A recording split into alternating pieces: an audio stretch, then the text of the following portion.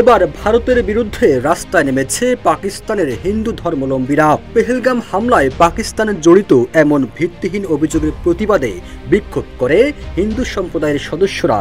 সমাবেশে বক্তারা বলেন, পাকিস্তানের হিন্দুরা দেশের সেনাবাহিনীর সঙ্গে একতাবদ্ধ। যদি ভারত আগ্রাসনের চেষ্টা করে তবে পাকিস্তানের 1 কোটি হিন্দু সেনাবাহিনীর পাশে দাঁড়াবে, এমন তথ্য জানিয়েছে পাকিস্তানি দৈনিক দ্য ডন। বিক্ষোভ সমাবেশে বক্তারা ভারতের অভিযোগকে উদ্দেশ্যপ্রসূত ও ভিত্তিহীন আখ্যা দিয়ে এর তীব্র প্রতিবাদ জানান। এ সময় পেহেলগাম হামলায় পাকিস্তান জড়িত আছে এমন দাবি সরাসরি নাকচ করে দেওয়া হয়। বিক্ষোভে প্রধান বক্তা সঞ্জয় কুমার বলেন, যদি ভারত আগ্রাসনের চেষ্টা করে তবে পাকিস্তানের 1 কোটি হিন্দু সেনাবাহিনীর পাশে দাঁড়াবে। তিনি বলেন, পাকিস্তান সন্ত্রাসবাদে বিশ্বাস করে না, বরং এ ধরনের হামলার মাধ্যমে পাকিস্তানকে আন্তর্জাতিকভাবে প্রশ্নবিদ্ধ করার অপচেষ্টা চালাচ্ছে ভারত। বান্ডেল থাকলে প্রতি সেনমানিতে টাকা বাঁচবে।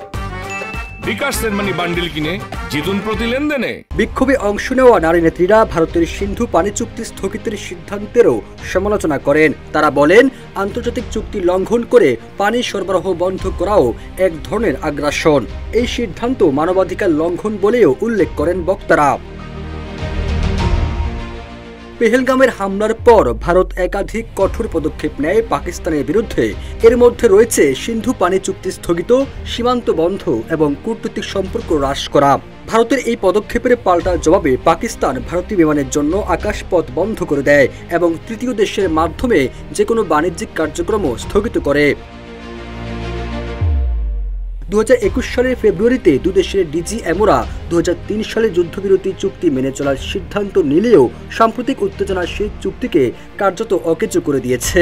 বিশেষ করে পাকিস্তান যদি সিমলা চুক্তি স্থগিত করে তবে অস্ত্র সংবরণ বাধ্যবাধকতা থেকে মুক্ত হওয়ার ঝুঁকিতে রয়েছে পুরো সীমান্ত অঞ্চল।